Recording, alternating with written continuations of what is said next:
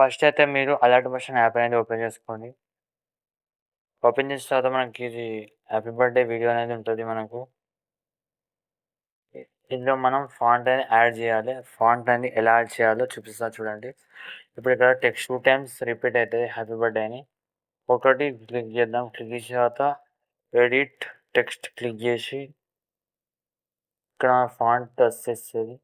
దాన్ని క్లిక్ చేసి view all fonts click చేయండి.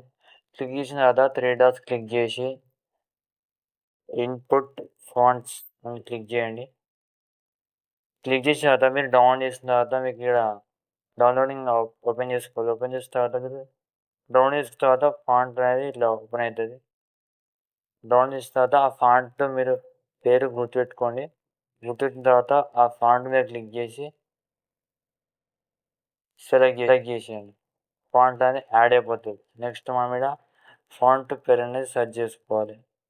ఇట్లా వచ్చేసి మన ఫాంట్ అనేది ఇట్లా ఫాంట్ అనేది యాడ్ చేసుకోవాలి మొత్తం.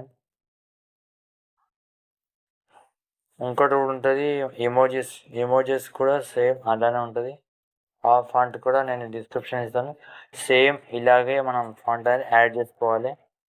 నెక్స్ట్ మనం వీడియోలోకి వెళ్తే ఫస్ట్ అయితే మనకి ఇలా ఎఫెక్ట్ అనేది ఉంటుంది. నెక్స్ట్ ఒక ఎఫెక్ట్ అనేది ఉంటుంది ఇక్కడ. ఫస్ట్ మనం బ్యాక్ వెళ్ళండి. బ్యాక్ వెళ్ళిన తర్వాత ప్లస్ ఐకాన్ క్లిక్ చేసి 4:5 రేషియోలో సెలెక్ట్ చేసుకోండి. సెలెక్ట్ చేసిన తర్వాత క్రియేటివ్ ప్రాజెక్ట్ క్లిక్ చేసుకోండి. క్లిక్ చేసిన తర్వాత ప్లస్ ఐకాన్ క్లిక్ చేసి మీడియా ఓపెన్ చేద్దాం అనుకుంటున్నా. ఫోటో మీద సెలెక్ట్ చేసుకోండి. సెలెక్ట్ చేసిన తర్వాత ప్లస్ ఐకాన్ క్లిక్ చేస్తే ఫోటో అనేది సెలెక్ట్ అవుతుంది.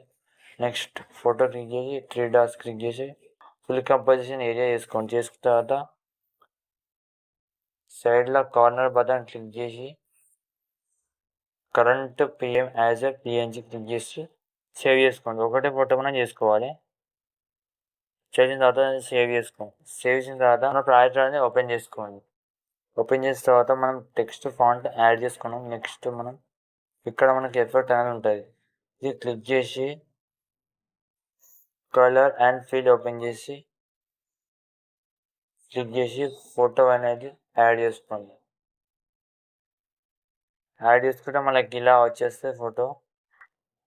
నెక్స్ట్ ఇక్కడ కూడా ఒక ఎఫెక్ట్ అనేది ఉంటుంది. ప్లస్ ఐకాన్ క్లిక్ చేసి మీడియా ఓపెన్ చేసుకోండి. ఓపెన్ చేస్తే నేను ఫొటోస్ అనేది సెలెక్ట్ చేసుకున్నాను. ఫొటోస్ అనేది లాస్ట్ వరకు యాడ్ అనేది చేసుకోండి. అన్ని ఫొటోస్ అనేది మనం యాడ్ చేసుకున్నాం. యాడ్ చేసిన తర్వాత మనకి ఏమైందంటే ఫోటో అనేది కరెక్ట్గా మన వీడియో ఫోటో కరెక్ట్గా మనకు సెట్ అనేది కాలేదు.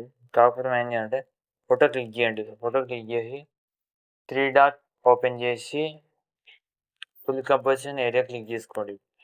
ప్రతి ఫోటోకి అనేది మనం ఫుల్ కంపోజిషన్ ఏరియా అనేది చేసుకోవాలి. అంటే ఎఫెక్ట్ అనేది కలర్ షేప్లో ఉంటుంది.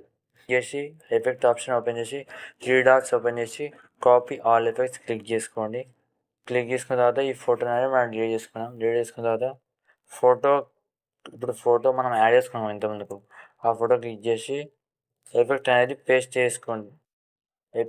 ఫోటో క్లిక్ చేసి ఎఫెక్ట్ ఆప్షన్ ఓపెన్ చేసి 3 డాట్ ఓపెన్ చేసి పేస్ట్ ఎఫెక్ట్ ఓపెన్ చేయండి.